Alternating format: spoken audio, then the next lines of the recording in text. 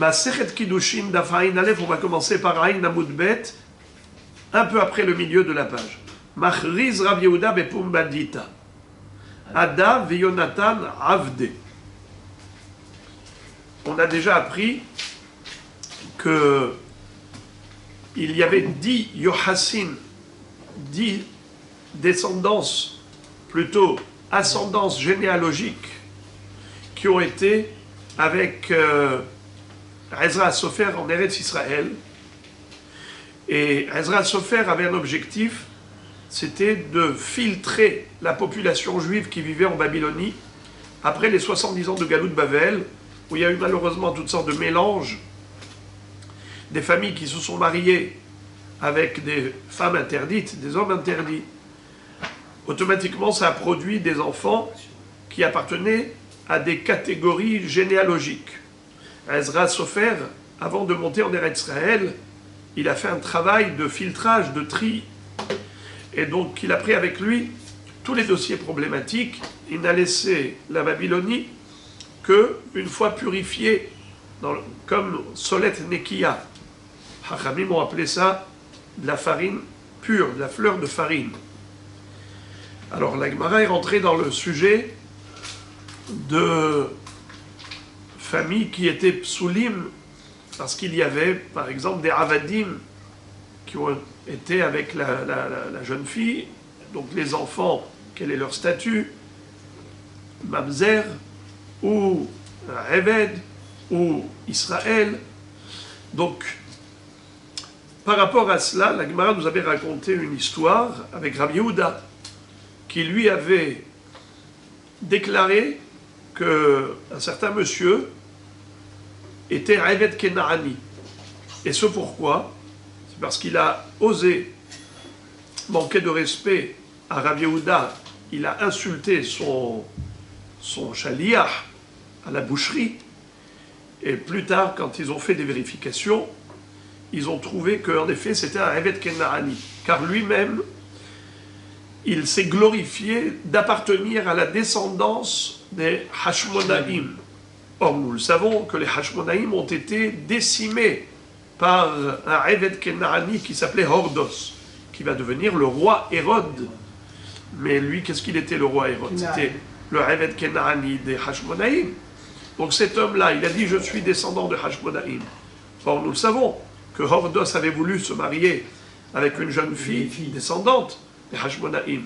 C'était d'ailleurs la seule rescapée de toute cette dynastie de Hashmonaïm. Elle s'est jetée par la fenêtre avant de mourir. Elle a dit, toute personne qui dirait qu'elle est de la descendance des Hashmonaïm, sachez que c'est un Eved. Kol haomer mibet Hashmonaï ana avdahu. Car je suis la seule rescapée, et voilà que je me suis jeté du toit. Donc il est forcément descendant de Hordos. Donc quand Rav Yehuda avait déclaré que cet homme était un Eved Kenaani, ce n'était pas fortuit, c'était la réalité.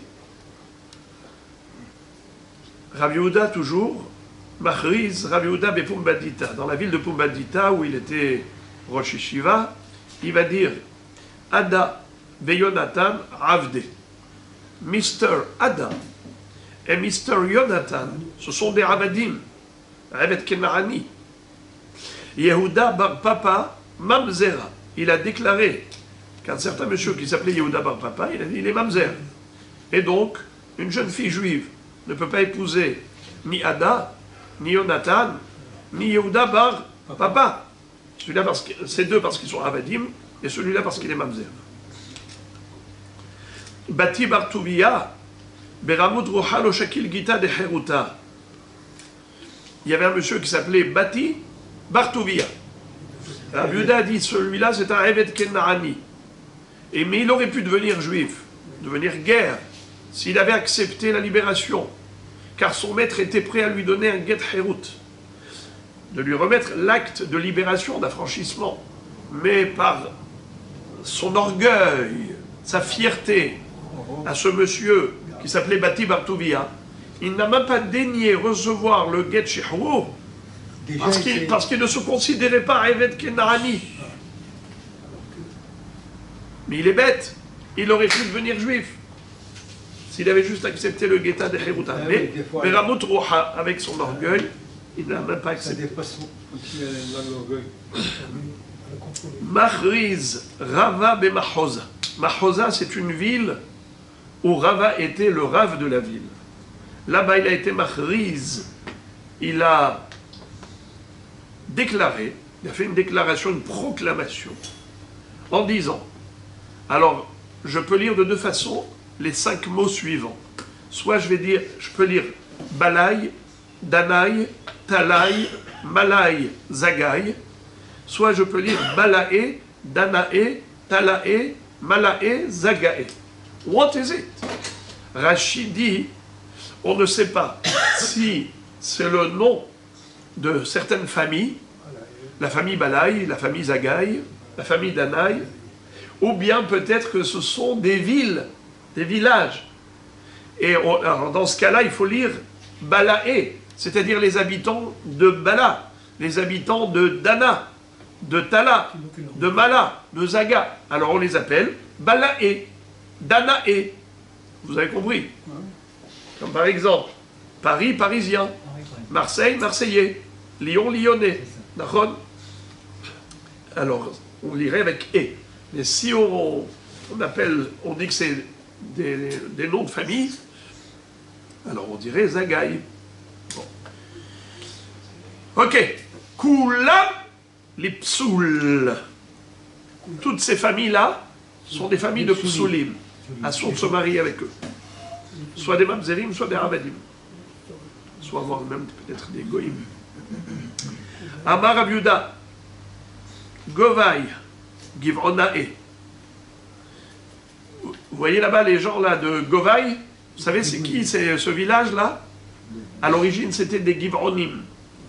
Et David Amelech a décrété que les Givronim, ayant fait preuve de grande cruauté, ce ne sont pas des juifs, assour de se marier avec eux.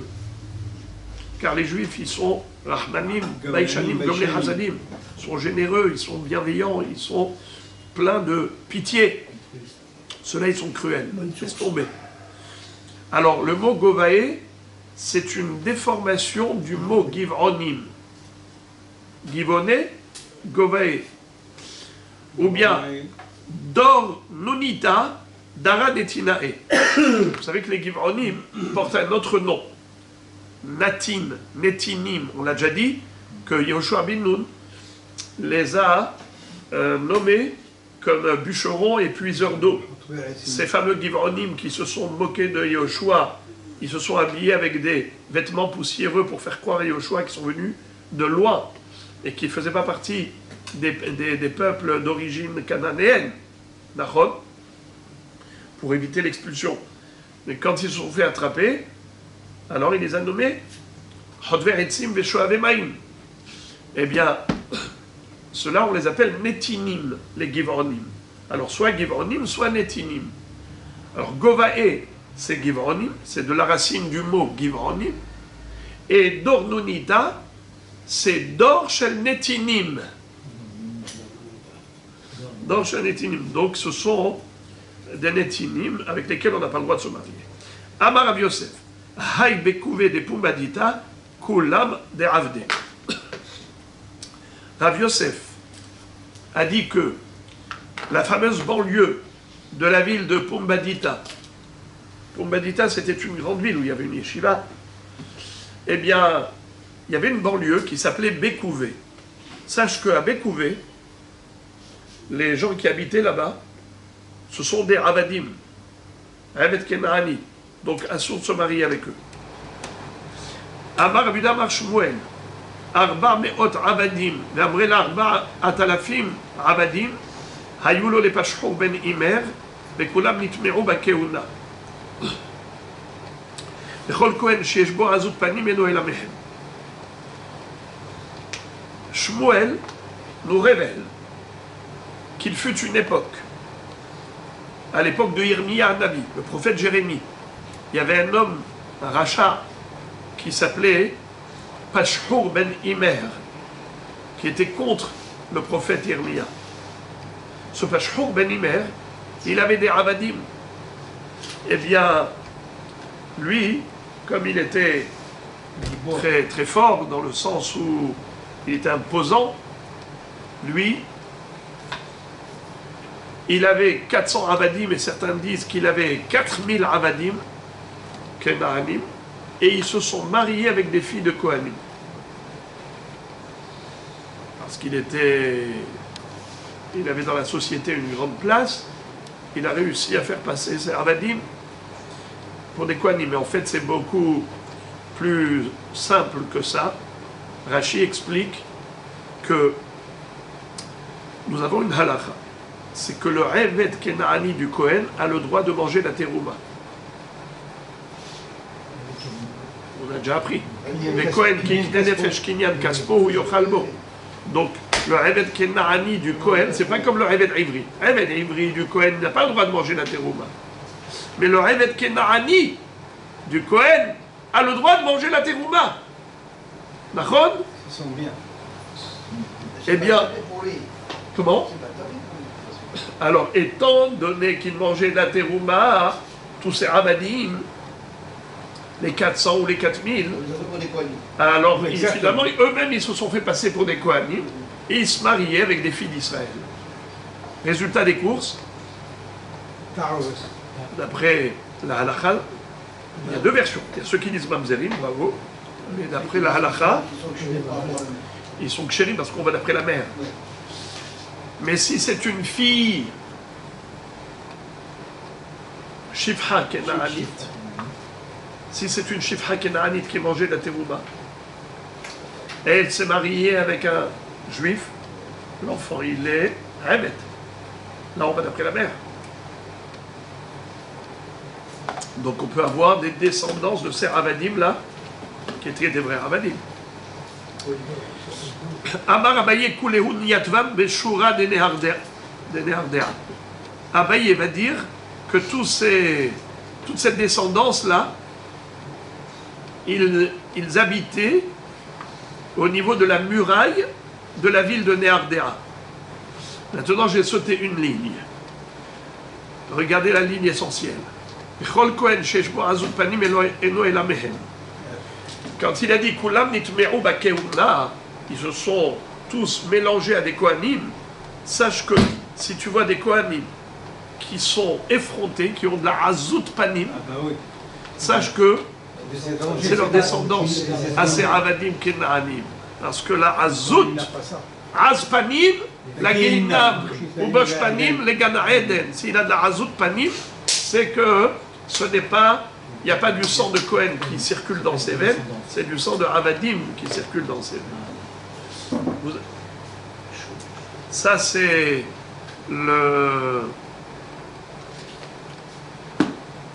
la première version.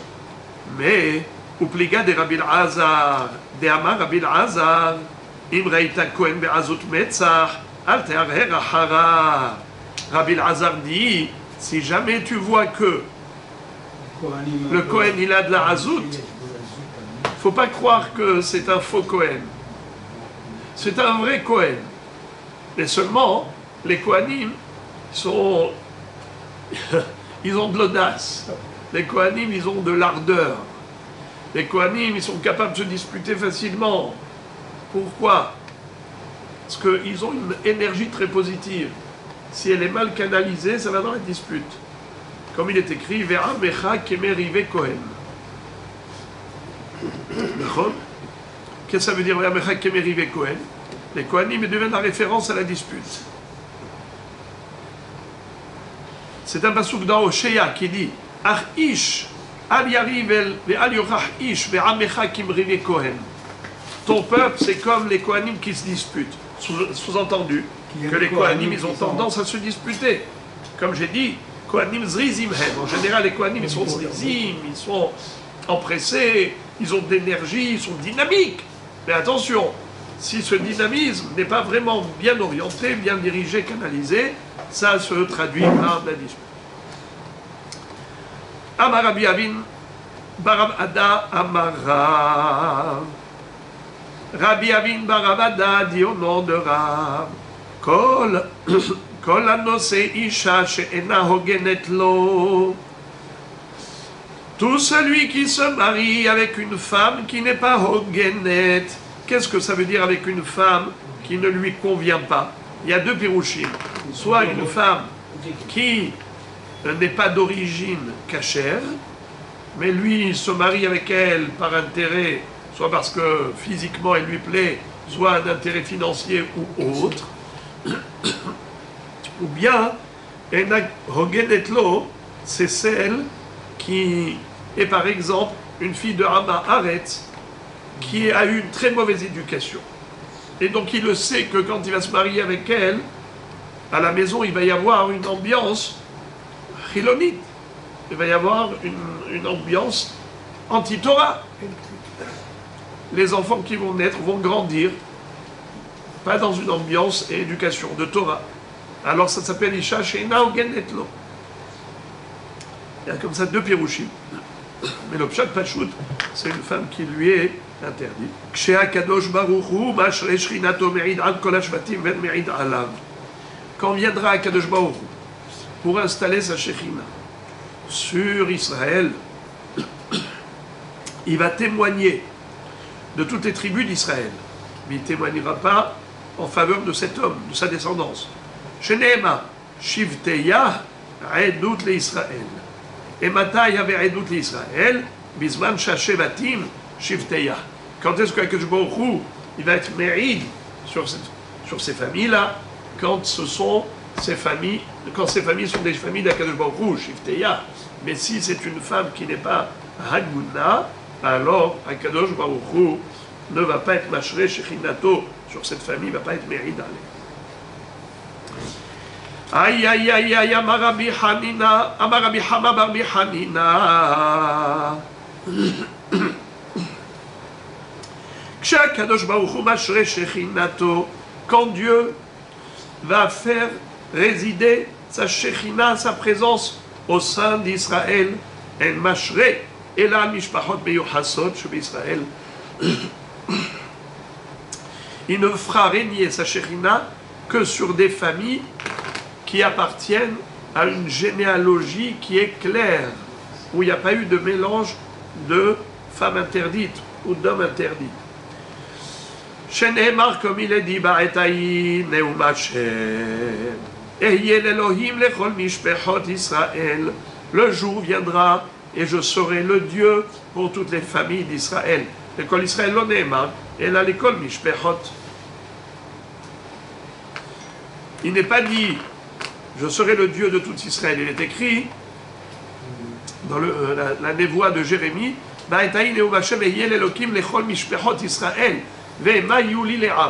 je serai le Dieu des familles d'Israël. Et eux seront mon peuple. Pourquoi on a dit les familles d'Israël? Il fallait dire tout Israël. C'est pour dire uniquement les familles Meyuchasot, qui appartiennent à une généalogie qui est d'origine, de souche. Alors la Gemara dit, ok, quel est le sens de la suite du pasuk? Vema yuli le'am, vema yeli le'am, yuli le'am. Amar Abba Amar Avuna zo ma'ala yetera, yesh ben Israël la guérim.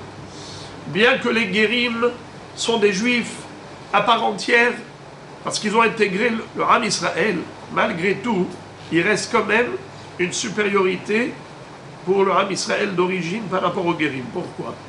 Il est écrit à propos d'Israël, le passage qu'on vient de lire. De'ilu be'Israël ktiv be'u, ve'aiti lahem l'Elohim ve'ma yuli le'am. D'abord, je serai leur Dieu, et ensuite ils seront mon peuple. Mais à propos des Guérim, il est écrit, ve'ilu be'Guérim ktiv, c'est un passage dans Yirmiyah, Perek Lamed, passage Kaf Aleph, Miouze, Aravet Libo, la Geshet Elai Neum Hashem, V'yitem li le'am ve'anochi yeyel Elohim. Ça veut dire que quoi? Que d'abord, le guerre, il doit faire la démarche, c'est à lui de venir vers Dieu, et ensuite Hachem il va vers lui. Alors que chez Ham Israël, c'est le contraire. C'est que beaucoup qui va vers le peuple. Pourquoi? Parce qu'ils sont descendants d'Abraham, Yitzhak et Yaakov, qui eux ont déjà établi le kesher, la connexion avec Akadosh Baruch Hu. Donc leurs descendants, ils sont connectés avec Hachem directement. Et ensuite, les Mayuli Le'am. Donc, d'abord, il est leur Dieu, et ensuite, eux, ils sont le peuple. Ça veut dire que c'est un amour inconditionnel. Alors que pour les guérims, c'est conditionné par leur démarche. Ils se convertissent au judaïsme. Donc, dans ce cas-là, ce sont eux qui font la démarche d'aller vers Hachem. Alors là, Kadosh Baruch Hu, en effet, il les agrée, il les accepte, et il mérite la Shra'at HaShechina également. Amar Rabbi Helbo, Kashim Gerim l'Israël Kesapahat, Sheneemar v'nilva hager, alehem v'nispehu, al bet Yaakov, Ktivacha v'nispehu, Ktivatam, la Se'ed v'la Sapahat. Rabbi Helbo dit que les Gerim sont considérés comme la Tzara'at pour Israël. Pour quelle raison? On verra ça tout de suite. Mais d'abord, sur quel passouk on s'appuie? L'allusion est dans le passouk de Ishaïa, Perek Yud Dalet. Il est écrit Venil va hager alehem, venispehu al bet Yaakov. Le guerre va se joindre à eux et ils vont être annexés à la maison de Yaakov. Où est-ce que tu vois ici l'allusion à la Tzara'at? Tivacha venispehu. Il est dit, ils seront annexés. Uktivatam la se'et vela sapahat. À propos de la Tzara'at, parmi les catégories de lèpre, il y a sapahat. C'est l'un des noms de taches de lèpre. Il y a se'et, il y a sapahat. Alors, venispehu, les guérim venispehu, ils vont se joindre, ils vont s'allier, ça fait allusion à sapahat. Alors, nous dit Rabbi Helbo, de là on a une preuve que les Bnei Israël considèrent les guérim comme sapahat. Kashim guérim, pas seulement qu'ils considèrent, Kashim guérim Israël comme sapahat. Alors, soit ils les considèrent comme tels, soit c'est la réalité. Kashim guérim Israël. Mais pourquoi? Pourquoi? Qu'est-ce qui se passe? A priori, c'est le contraire. Si vous regardez le Midrash Tanchuma dans Parashat Lech Lecha, là-bas, vous voyez combien Kadosh Baruch Hu est en admiration devant les guérim. Hachem dit, j'aime les guérim plus que le Ham Israël. Parce que le Ham Israël, ils ont dû voir des miracles lors de la sortie d'Égypte. C'est pour ça qu'ils ont reçu la Torah. Mais les guérim, ils n'ont rien vu. Et ils viennent, et ils se joignent à Israël, ils prennent sur eux le joug. C'est extraordinaire. Alors comment ici la Gemara Kiddushin nous dit le contraire? Elle nous dit qu'Hashim Gerim et Israël que ça parle. Alors il y a énormément de Pérouchim. Et Erev Rav, c'est quoi? C'est des convertis. Alors si ce sont des convertis, quel est le problème? C'est pour ça qu'il dit que... Alors on va voir plusieurs Pérouchim dans Rashi. D'abord, Rashi donne un Pérouche. Il dit qu'Hashim Gerim et Israël que ça pahat. C'est le dernier Rashi de la page. Lui, Rashi donne un Pérouche. She'enam zeirin b'mitzvot, ve'arigilim etzlam, nimshachim etzlam, ve'lomdim min ma'asehem. La problématique des guérim, c'est que ils ne sont pas vigilants en matière de mitzvot, et donc ils ont un comportement négatif, car au début, ils arrivent avec entrain, avec engouement, mais ensuite, ça se dégonfle, et après, ils reprennent leur comportement, parfois, d'origine. Et donc, qu'est-ce qui va se passer? Eh bien, les Juifs qui vont voir comment ils se comportent, leur voisinage va prendre exemple sur eux. Et là, c'est dangereux, car les Bnei Israël vont apprendre un mauvais comportement, de mauvais exemples. Et pourquoi les guérim peuvent être des mauvais exemples? Parce qu'ils étaient habitués à une première vie, ils se sont convertis, ils ont décidé de changer.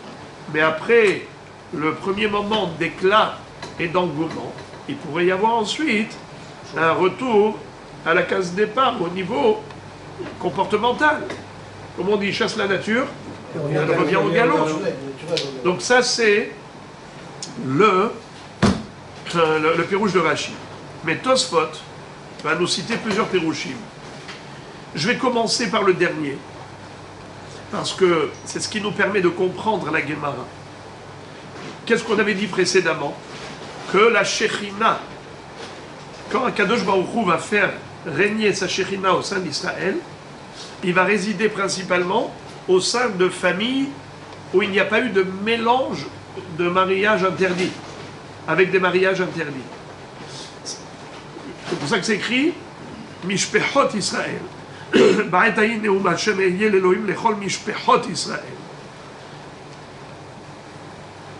La Gemara dit, il n'est pas écrit l'école Israël. Pourquoi il est écrit Mishpechot Israël? Ça veut dire que ce sera sélectif. Et qui sera sélectionné pour la Ashrat HaShekhinah? Uniquement Mishpechot Israël. Shivtei Yah, Edut l'Israël. Ceux que Akadosh Baruch Hu va être mérite que c'est vraiment Shivtei Yah. Alors, dans le même ordre d'idées, nous dit le Tosfot, regardez, Veyesh Mefarshim, les fiches chez Al-Yedé, Aguerim, non, excusez-moi, dans Daf Ain Aleph, regardez Daf Ain Aleph, Veri Piresh, Delfikar Kashim, Shenitmeru B'Israël, Ven Ashrina Shora, El Al Mishpacha Meyucheset. C'est-à-dire, le rapport entre ce sujet-là de Rabbi Helbo avec la Gemara précédente, c'est par rapport à la Ashrat HaShekhinah. Étant donné que, quand viendra Mashiach, la Shekhinah va résider au sein de Mishpechot Israël, et pas simplement Israël, donc il faut que ce soit des Mishpachot, mais Yuhasot. Voilà pourquoi, tout de suite après, on nous cite l'enseignement de Rabbi Helbo qui dit Kashim Gerim l'Israël, que ça parat. Pourquoi Kashim Gerim l'Israël, que ça parat? Pourquoi c'est difficile pour Israël, les Gerim? C'est parce que c'est pas des Mishpachot, mais Yuhasot. Ok? Ça, c'est le dernier pirouge de Tosfot. Alors, répétons, quel est le pirouge de Rashi?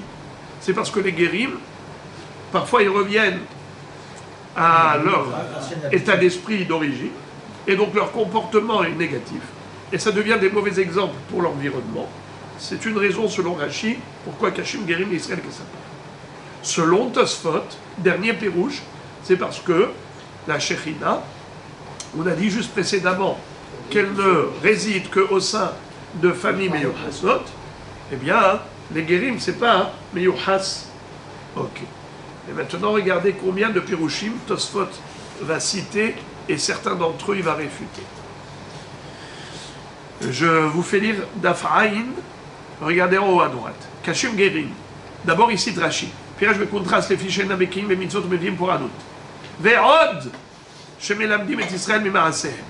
Donc, là, il nous dit premièrement, c'est que parfois ils ont des comportements négatifs, et à cause de ça, ça attire la colère divine, et la colère divine, elle devient, elle s'abat sur l'ensemble d'Israël en général, parce qu'on est tous garants les uns des autres. Alors, eux, ils viennent, ils se mélangent parmi nous. Ensuite, ils ont un comportement négatif qui va déclencher la colère divine, qui s'abat sur Israël également. Voilà pourquoi Kashim Gerim. Secondo, Verot, Shemelamdim et Israël. Deuxièmement, c'est qu'il donne un mauvais exemple. Veyesh mefarshim, les fiches Kol Israël Arivim zebazé. Velav miltahi, dehalonit arvu bishvil hagerim, kshekiblu Torah. Alors, cette notion de arvut avec les gerim, Tosfot disent que c'est faux. Car la arvut, c'est-à-dire qu'on s'est porté caution les uns des autres, cette garantie et cette responsabilité mutuelle et générale, elle n'était que par rapport au Bnei Israël. Pas par rapport au Guérim. La preuve, c'est écrit dans Maseret Sota.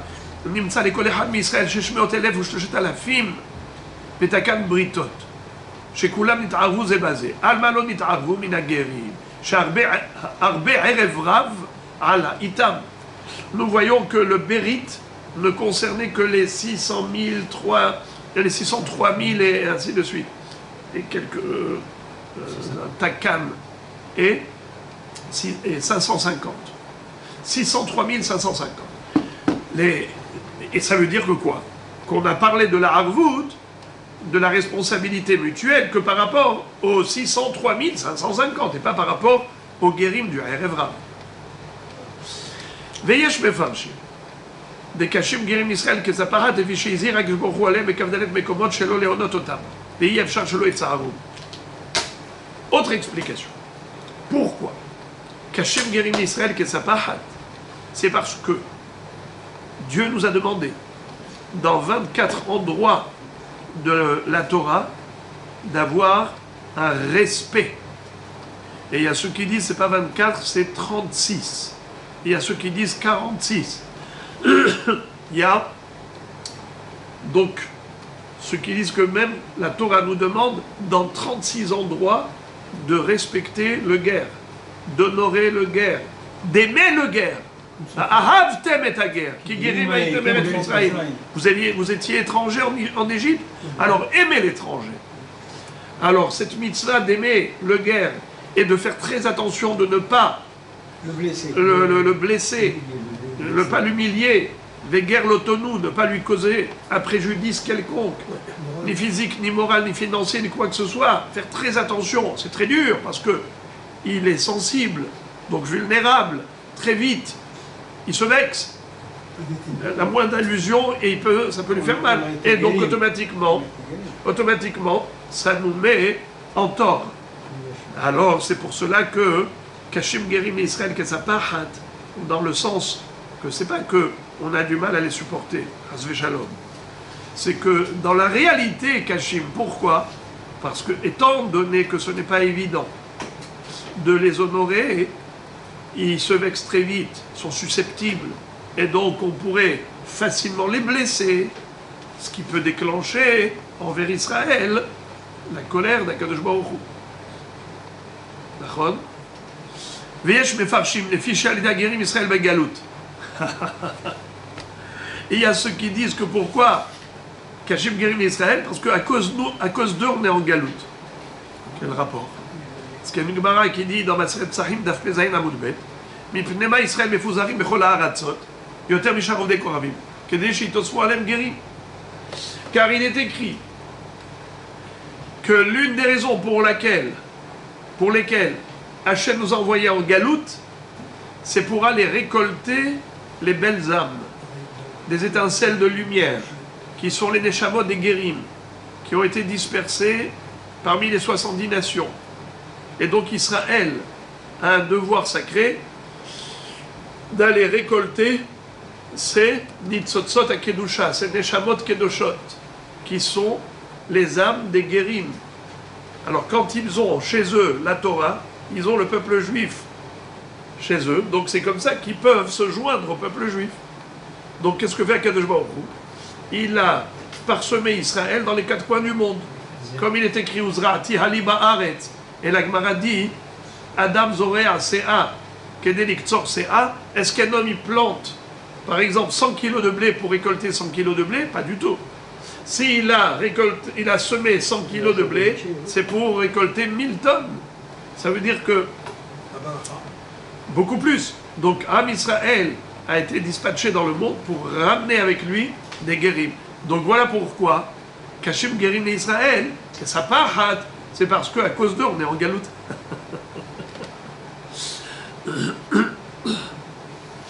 Pour eux.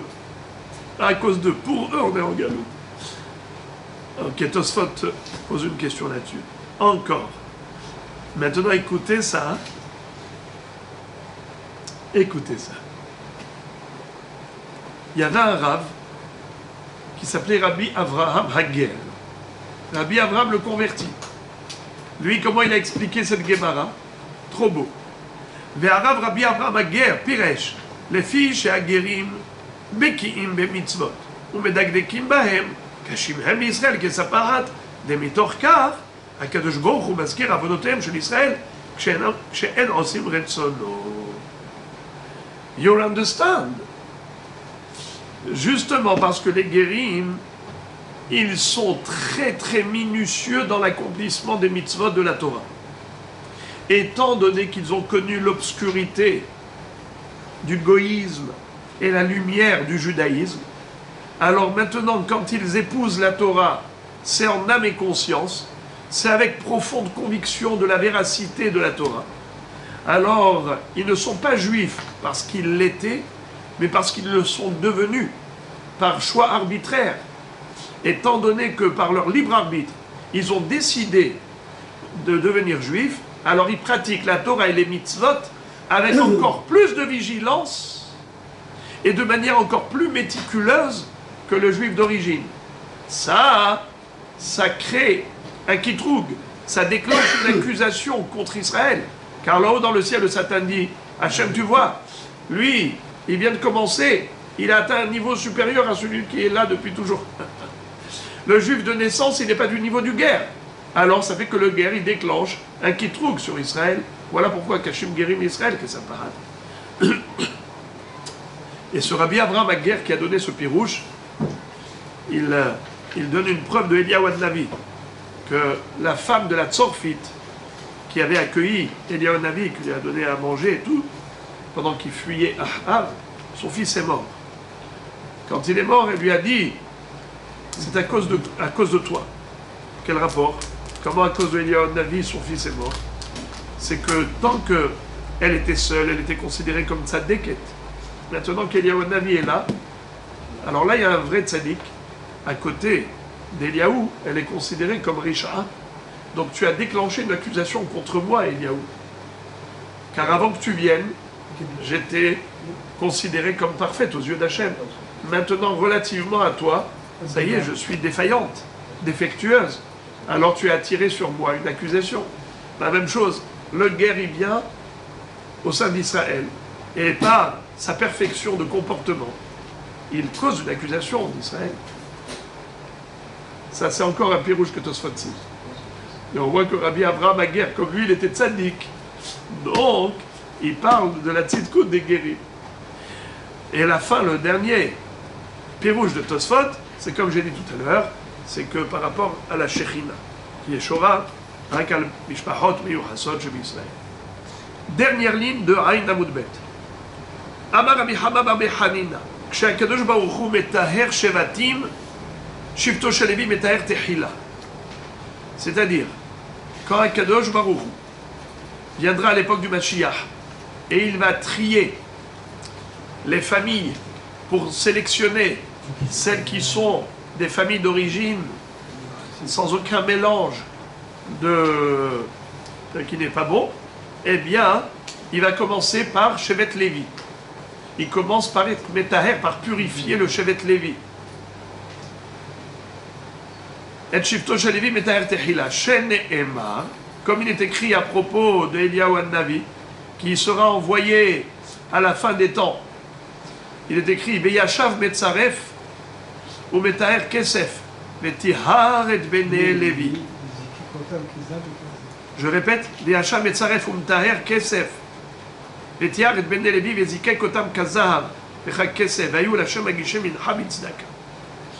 Alors le Metzaref, vous savez que le Tzoref, le bijoutier, l'orfèvre, qui fabrique des bijoux, donc il fait fondre les métaux importants comme l'argent, l'or, pour en extraire les métaux qui ne sont pas de valeur, pour trier, pour filtrer. C'est ainsi que Akadosh Baruch Hu va sélectionner les familles qui sont kéchères. Il va commencer par qui? Par Shevet Lévi. Comme il est écrit dans le pasuk de Malachi. Nachon. Eliyahu Navi. Veshiv lev avot al banim velev banim al avotam. Alors regardez ça. Amar Rabbi Yoshua ben Levi kesef metaher mamzerim. Mais d'après Rabbi Yoshua ben Levi, l'argent, il purifie les bâtards. Comment ça? Rashi nous explique en fait, Rabbi Yoshua ben Levi, il est cholek sur ce qu'on vient d'apprendre précédemment. Il interprète le pasuk à l'envers. C'est pas qu'il va y avoir une sélection pour écarter des familles qui ne sont pas cachères comme les mamzerim. Au contraire, Kesef metaher mamzerim. L'argent a purifié le mamzer. Comment ça? Pourquoi il y a eu malheureusement des filles qui se sont mariées avec des mamzerim? Comment ça se fait qu'il y a eu un juif qui s'est marié avec une mamzerette? Eh bien c'est l'argent. Il était riche, elle était riche. Eh bien figurez-vous qu'Akadosh Baruch Hu, à la fin des temps, il ne va pas dire « Ah, tu sais, toute cette descendance, elle est d'une généalogie de Mamzerim. » Non. Veyashav Metzaref Kimtaer Kesef. Kesef Metaer Mamzerim. Regardez Rashi. Kesef Metaer Mamzerim Ametumaim Be'Israël Mehamat Mamonam. Ceux qui se sont mélangés au sein d'Israël par rapport à leur argent. Vehu Gorem Laim Sheitaru. Cet argent va causer la tahara, la purification. Comment? Chez les Atid Lavo, dans les temps futurs, En Akadosh Baruch Hu Mavdila. Dieu ne va pas les écarter. Mais Ahar Shenit Bekubem Mishperot Israël Arbe. Étant donné qu'au fil des générations, il y a énormément de familles d'Israël qui se sont mélangées à cette descendance. Alors que Baruch Hu, il ne va pas maintenant remettre en cause toutes ces familles. En disant il y a une tare dans toutes ces familles. Kevache Nitmeru, Nitmeru. Maintenant qu'ils se sont mélangés, ils se sont mélangés. Plus personne ne le sait, Dieu ne va pas le déclarer, il ne va pas le dévoiler. Hachem ne va pas dévoiler à la fin des temps ce mélange qui a eu lieu à l'époque. Ok? Donc c'est juste le contraire de ce qu'on a appris, ce que nous a enseigné Rabbi Hama Rabbi Hanina. Parce que Rabbi Hama Rabbi Hanina, lui, il nous dit Kemetzaref Kesef, comme celui qui purifie l'argent, il fait fondre l'argent pour retirer les métaux étrangers. Ainsi que Baruch il va sélectionner les familles d'Israël qui sont pures. Metahev, Metzaref, Naron. Donc justement, il va désigner les familles de Mamzerim ou autres. Rabbi Yoshua ben Levi dit le contraire. Il dit Kesef, Metahev, Mamzerim. Baruch ne va pas les dévoiler. Une fois que c'est fait, c'est fait. Maï Magishe min Habitz Daka. On avait dit à propos de ce tsirouf. C'est exactement ce qu'on est en train d'étudier là, la suite du pasouk, la fin de ce verset. Ils seront pour Dieu des gens qui apportent des offrandes, bitzdaka. C'est quoi bitzdaka? Alors regardez ça. Maï magishe minha bitzdaka, amar bitzhak tzedaka. Asak jbochou in Israël, shemishpacha shenitmea, nitmea. C'est-à-dire que Hachem, il a fait d'Atzedaka avec le Ram Israël.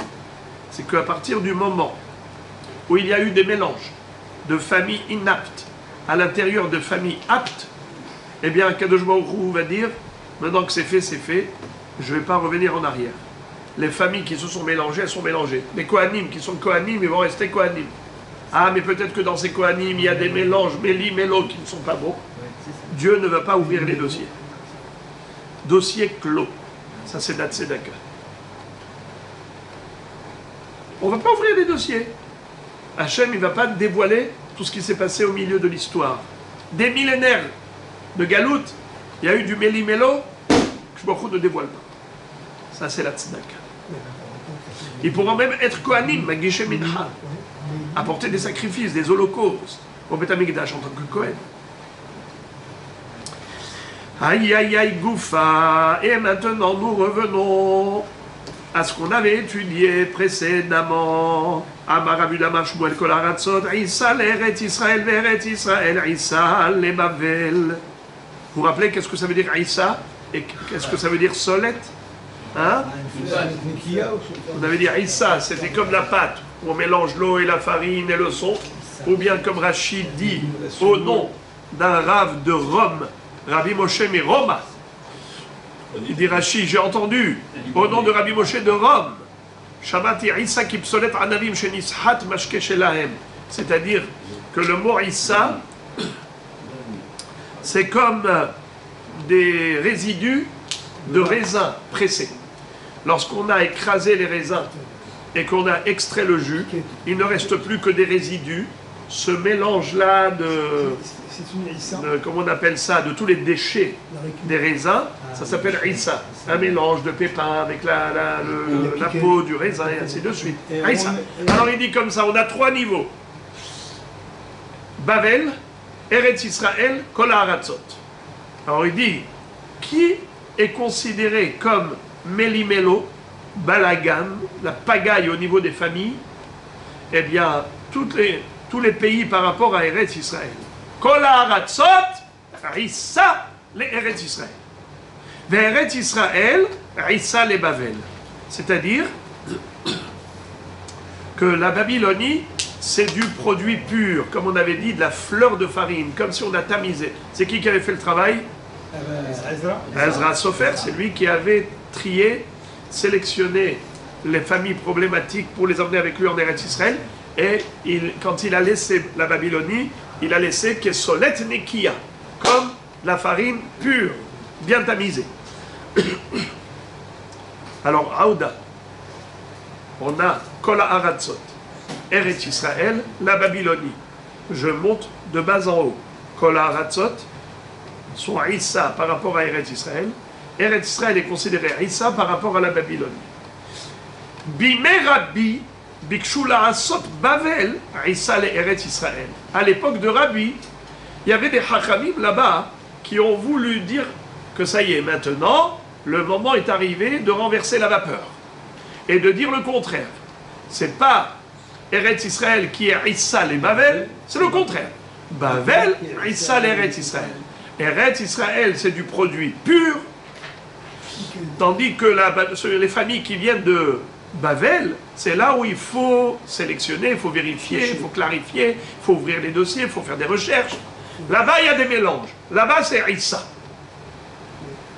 C'est ce qu'ils ont voulu faire et dire, à l'époque de Rabbeinu Akadosh, ils ont voulu dire, c'est le contraire. C'est pas Eretz Israël qui est Issa les Bavel, c'est Bavel qui est Issa les Eretz Israël.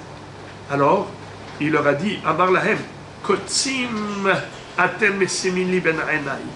Vous êtes en train d'enfoncer des épines dans mes yeux. Kotzim atem mesimili ben enai. Pourquoi? Pourquoi, Rabotai? Qu'est-ce qui peut me dire pourquoi? Pourquoi Rabbeinu Akadosh n'était pas content de considérer que les familles de Babylonie étaient inférieures aux familles d'Eretz Israël? Car Rabbeinu Akadosh était descendant de Hillel Azaken. Et Hillel Azaken, d'où il est venu? D'où? Bravo. Hillel à Bavli, à l'époque ce qu'on appelle les Bnei Betera. Lui, Hillel Azaken, il est venu de la Babylonie. Il a étudié la Torah en Eretz Israël. Et plus tard, il va devenir Hillel al-Nassi, le Nassi d'Eretz Israël. Il a été intronisé à la place des Bnei Betera qui étaient les Nessi'im. D'ailleurs, il va leur dire, Mi garab lachem, qui vous a causé que je prenne votre place, que je vienne de la Babylonie et que je prenne votre place? Il y avait ici des Gdolé Ador, au lieu d'aller étudier la Torah chez eux, vous avez été quelque part un peu fainéant, et vous n'avez pas fait comme moi, qui me suis acharné dans l'étude, d'aller écouter les Shiurim de Shmaya et Aftalion. Voilà maintenant ce qui fait la différence entre nous. C'est ce que raconte la Gemara dans Psachim d'Afsamerva. Entre parenthèses, la Gemara dit, c'est la seule fois où Hillel a fait preuve d'orgueil. Et ça lui a coûté cher. Parce que Hillel, il était d'une anava inégalée.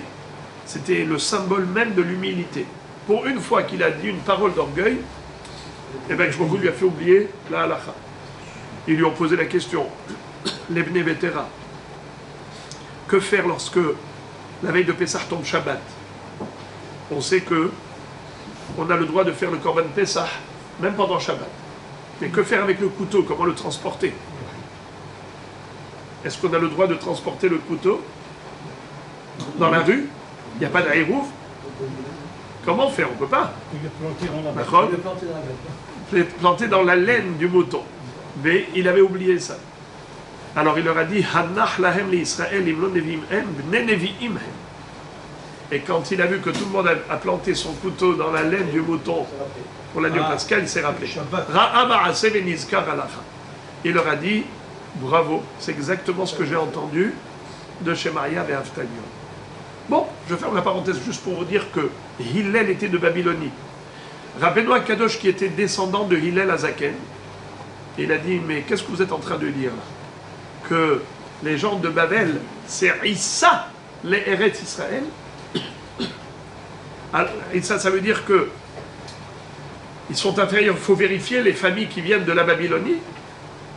Pas du tout. Ezra Sofer, il a laissé la Babylonie comme la semoule de farine, comme la farine pure. Et ne remettez pas en cause la pureté des familles d'origine babylonienne, parce que sinon vous me remettez en cause à moi, moi qui est descendant de Hillel qui vient de la Babylonie. Kotsim atem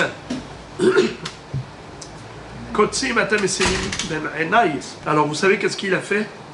Il leur a dit, si vous voulez quelqu'un qui vous donne des arguments, voilà, je vous laisse avec vous Rabbi Hanina bar Hama. Lui, il va vous dire quelque chose. ונטפל עמהם רבי חנינא בר חמא, רבי חנינא בר חמא התלבו אמר להם כך מקובלני מרבי ישמעאל בר ביוסי שאמר משום אביו.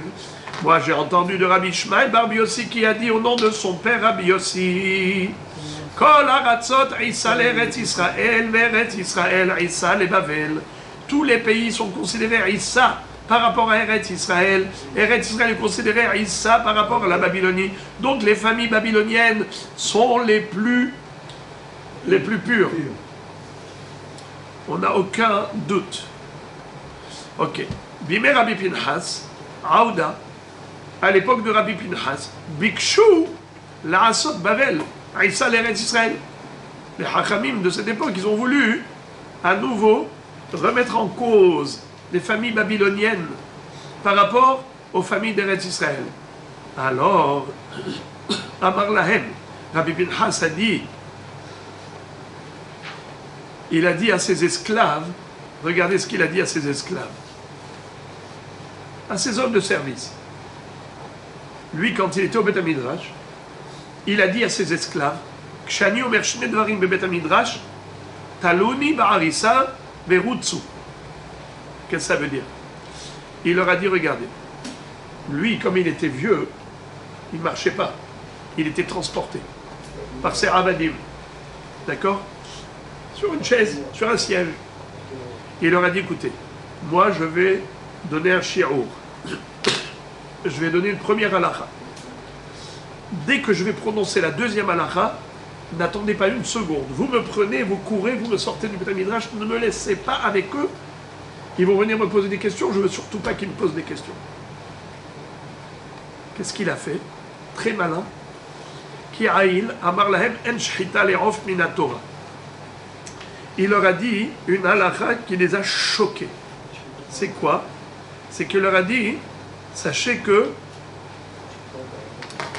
la volaille n'a pas besoin de shchita. Prendre un couteau pour l'abattage rituel, avec la shrita des simanim, ça c'est que pour les behemoth ou les hayot, mais pas pour les ofot. La shrita du off c'est que midera banan, c'est d'institution rabbinique, ce n'est pas d'ordre toraïque.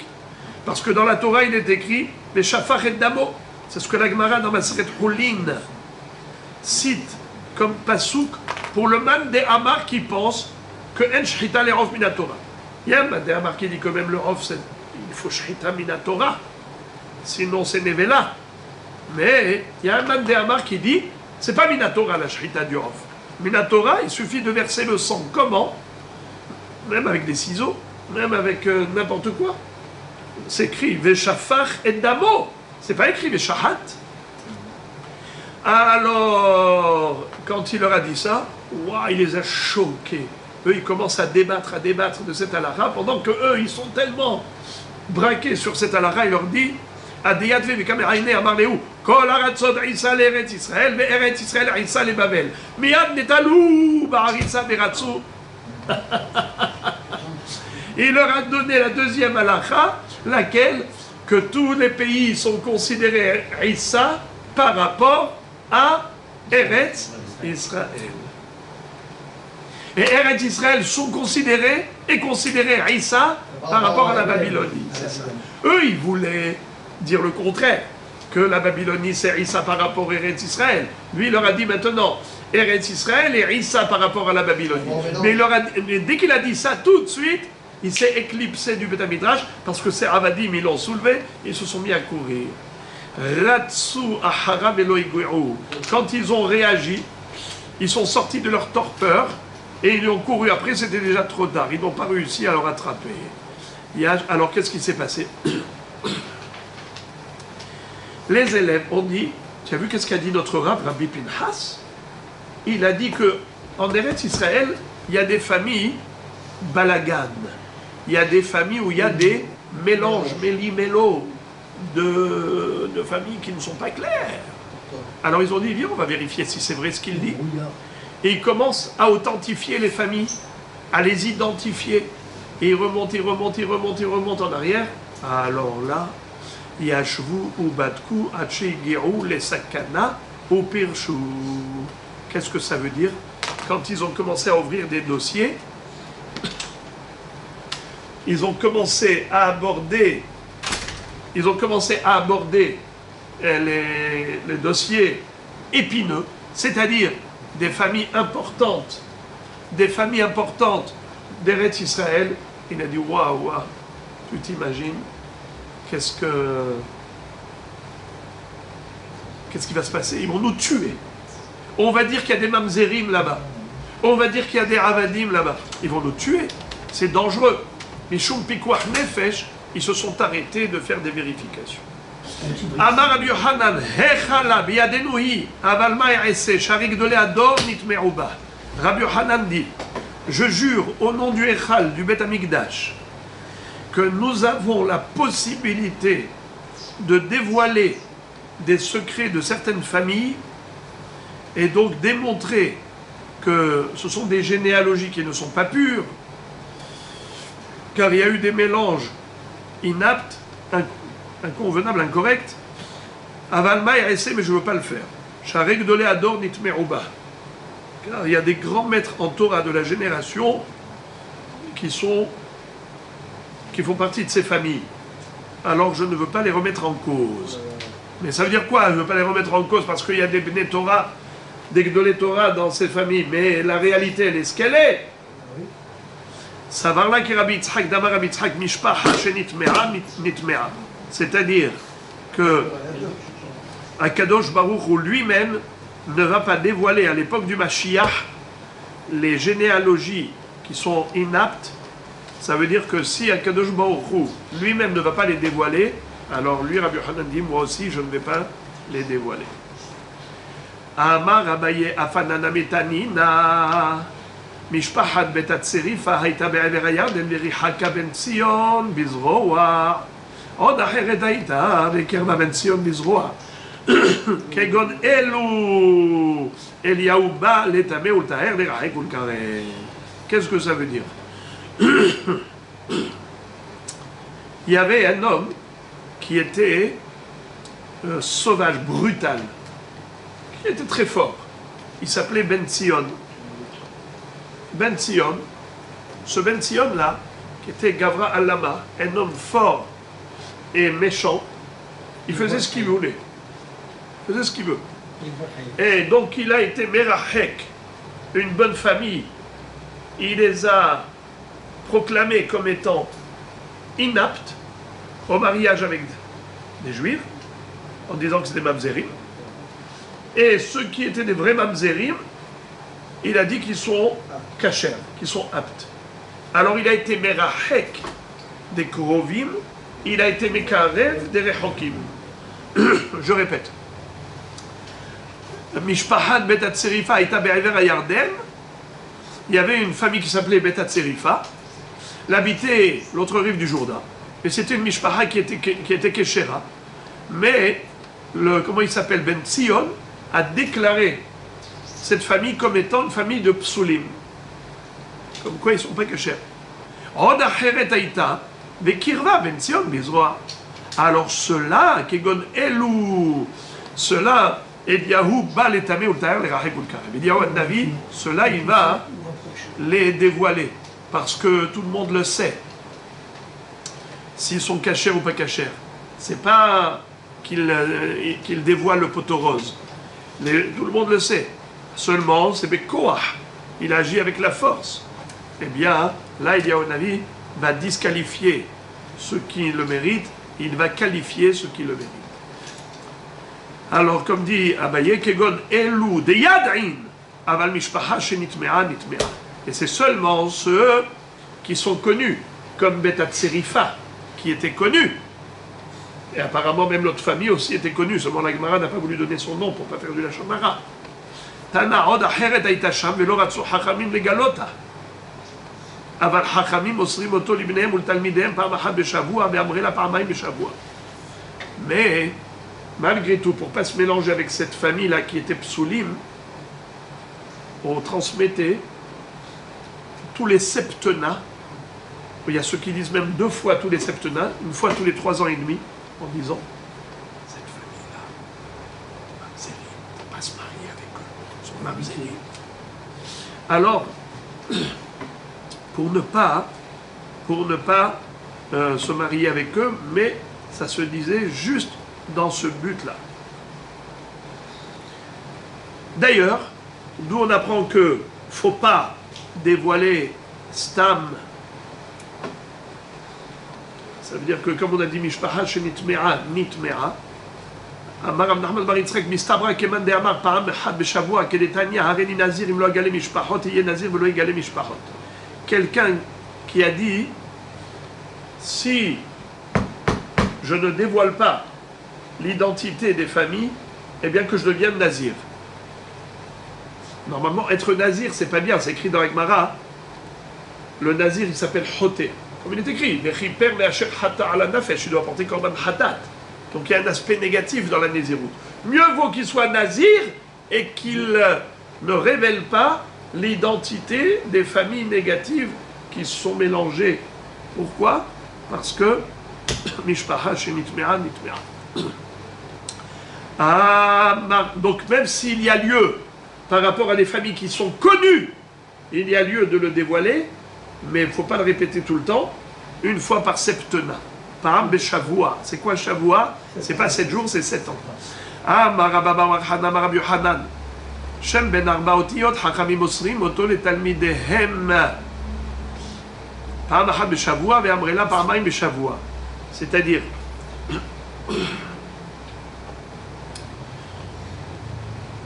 puisque on a parlé de quelque chose où il y a un débat, est-ce que on le dévoile 1 fois par septennat ou 1 fois ou 2 fois par septennat, eh bien on retrouve la même achloquette à propos d'un autre sujet qui n'a rien à voir.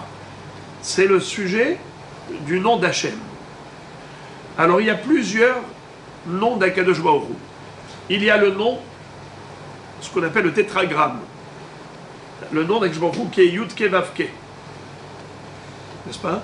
Qui est écrit d'une façon, Yud Ke Vav Ke, mais qui se lit autrement. Qui se lit Adoshem, Adnut.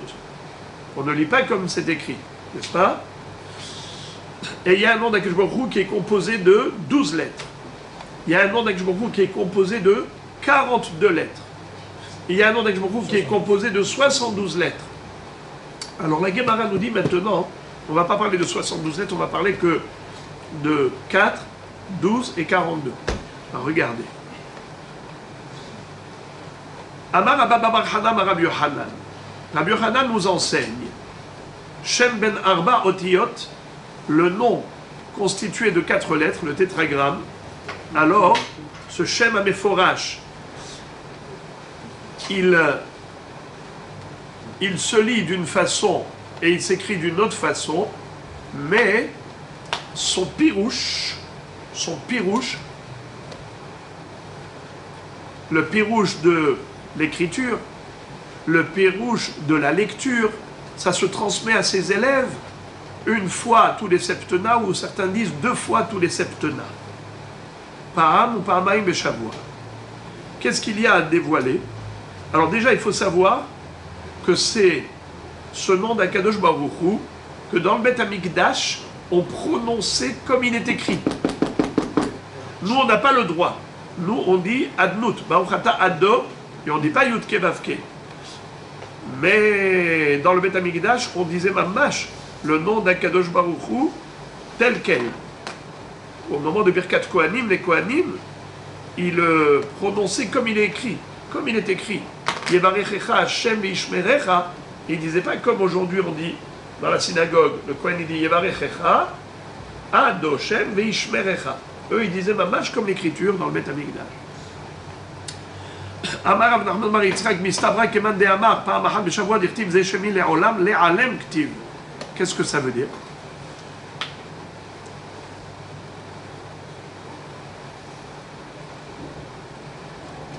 זה שמי לעולם וזה זכרי לדור ודור. Qui a dit ça? C'est que Baruch Hu qui a dit à Moshe Rabbeinu. זה שמי לעולם. Mon nom, il faut לעולם. Quand tu enlèves le vav de l'éolam, d'ailleurs c'est écrit sans le vav, donc c'est pas l'éolam seulement dans le sens de l'éternité, c'est l'éalam, l'éalim. L'éalim ça veut dire dissimuler, camoufler, cacher. Il faut cacher mon nom, ça veut dire qu'il ne faut pas le prononcer tel qu'il est écrit. Zéchemi, l'éolam, l'éalem. Et donc puisqu'Akadosh Baruch Hu veut qu'on cache son nom, alors c'est plus logique de dire qu'on enseigne à ses élèves le sens de l'écriture, le sens de la lecture, une fois tous les 7 ans, et pas 2 fois tous les 7 ans, parce qu'il faut être ma'alim. Rava Saral Midreshe Bepirka Marliaou Sabale Alem Ktiv.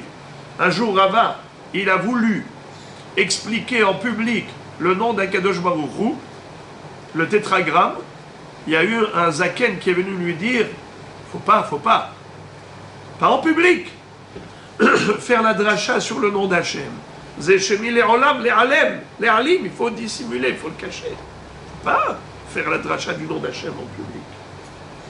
Quand on dit Haou Saba, c'est qui ce zaken?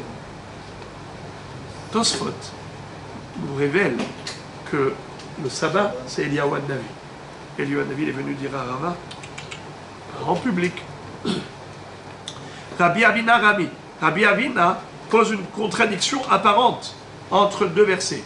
Ktiv ze shemi ou ktiv ze zichri. Qu'est-ce que ça veut dire? Amar HaKadosh Baruch Hu, lo kshani nichtav ani nikra. Nichtav ani beyudke ve nikra be'alef dalet. Il n'est pas écrit ze shemi ve zichri le dor vador. Ze shemi le olam ve ze zichri le dor vador. Ze shemi ve ze zichri. C'est quoi shemi? Mon nom. Zichri, c'est comme ça qu'on m'appelle. Alors mon nom, c'est l'écriture, et on m'appelle, c'est la lecture. Shemi, yudke vavke, zichri, adnout. Zichri, adnout. Aleph, dalet, et nun et yud. Ta'anu Rabbanan. On va terminer le sujet. Rabotai, on va terminer le sujet avec le nom d'Akadosh Baruch Hu. Tanu Rabbanan. La Baraita nous enseigne. Barishona. Au début, à l'époque, Shem ben 12 otiyot ayu mosrin oto lechol adam. On transmettait le nom d'Akadosh Baruch Hu, qui est constitué de 12 lettres. Et on l'enseignait à tout le monde. Merci beaucoup. Et Rashi dit, regardez les dernières petites lignes de Rashi. Shem ben 12 vechen 42 lo pirshu lanu. C'est extraordinaire ce que dit Rashi. Rashi dit que le nom d'Hachem, composé de 12 lettres ou de 42 lettres, il dit je ne connais pas, lo pirshu lanu. Rashi avoue qu'il n'a pas reçu de ses maîtres la composition du nom d'Hachem de 12 lettres et de 42 lettres. Il dit lo pirshu lanu. Je ressens la frustration de Rashi. Rashi, il aurait pu ne rien dire. Rashi, il explique, et parfois il y a des choses qu'il n'explique pas, parce que c'est simple. Rashi, Sa'anava, quand il dit « je ne sais pas », plusieurs fois il dit « ça, je ne sais pas ». Il aurait pu se taire, Rashi. Non, il ne veut pas qu'on croie qu'il sait. Il dit « Lo pirshu lanu », le Shem Yud Bet, le Shem Mem Bet. Le Shem Ain Bet, dans Masechet Souka, il nous révèle. Il dit que c'est les 3 psukim avant la Kirat Yam Souf. Il y a là-bas 3 psukim dont chacun est constitué exactement de 72 lettres. 3 psukim, un après l'autre, tu comptes toutes les lettres, chaque pasouk, 72 lettres bédiouk. Et il dit, tu prends la première lettre du premier pasouk, la dernière lettre du pasouk intermédiaire et la première lettre du troisième pasouk. Et tu fais comme ça, et tu obtiens 72 fois 3 lettres. Et ça, c'est le nom d'Akadosh Baruch Hu. Ani Vahu Oshi'ana. Ani Vahu Oshi'ana. Le Ani. Si tu regardes le pasouk, c'est la dernière lettre du premier pasouk. Et le Vahu, c'est la 37e lettre de chaque pasouk. Ici en avant, ici en arrière. Alors on a 3 psukim dans Parashat Beshalach. Le pasuk Vayissa malach Elohim haolech lifnei machane Israël vayilech me'acharehem vayissa amudei anan mipenehem vayamod me'acharehem. Le pasuk d'après Vayavo ben machane Mitzrayim ou ben machane Israël vayi anan me'achoshech vaya'er et halayla velo karavzel ze kol halayla. Vayet Moshe et yado al hayam vayolech Adonai et hayam beruach kadim azza kol halayla vayasem et hayam lecharava. Alors ici, Rachid dans Maseret Souka nous dit que ces 3 psukim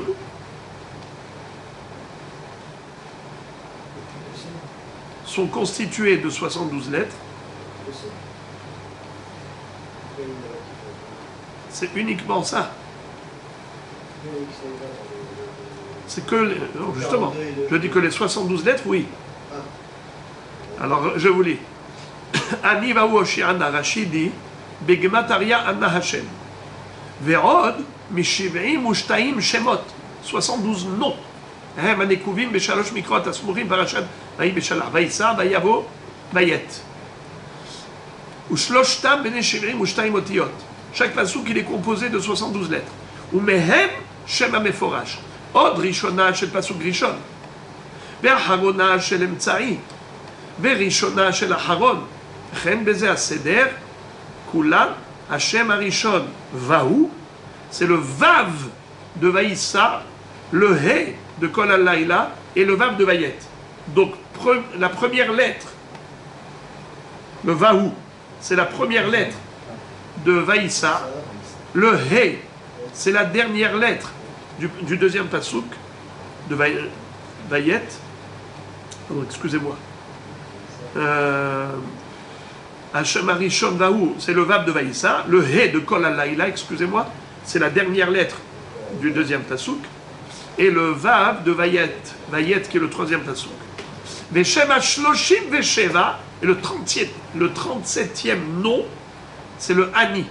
Aleph de Me'acharehem, Venun Rishon de Ana, Hejon Shel Mafreya, Veyud de Ruach Kadim. Ani Vahu. Ici, on ne parle pas du Anivahu. Ici, on n'a pas parlé. C'est Stam, je vous l'ai dit, parce que Rashi a dit le Yudbet, le nom de 12 lettres, je ne connais pas.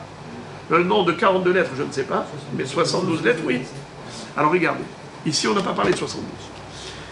Un Barishona, Shem Ben Shtem Esre Otiotev Mosre Bozon Echol Adam. Au début, on enseignait le nom de 12 lettres à tout le monde. Mais chez Rabou, à Paritzim, à partir du moment où il y a eu des gens qui se permettaient de se servir de ce nom d'Hachem, même pour des choses profanes, désormais, on ne l'enseignait qu'à des Kohanim pudiques, des Kohanim qui étaient humbles, qui devaient connaître ce nom pour la Birkat Kohanim dans le Beth Amikdash.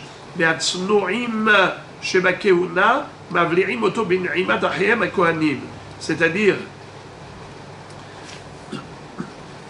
ceux qui connaissaient le nom de 12 lettres, eh bien, au moment où les autres disaient le nom de 4 lettres, eux, ils prononçaient le nom de 12 lettres. Je m'explique. Yevarechecha Hashem veishmerecha. Alors, quand il dit Hashem, les Kohanim qui connaissaient que le nom de 4 lettres, c'est ce qu'ils disaient, le Yud Kevavke.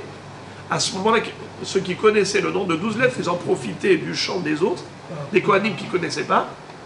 Eux, les Kohanim Tznorim qui connaissaient, ils le disaient juste à ce moment-là, ils profitaient que l'autre, ils étaient en train de rallonger le champ.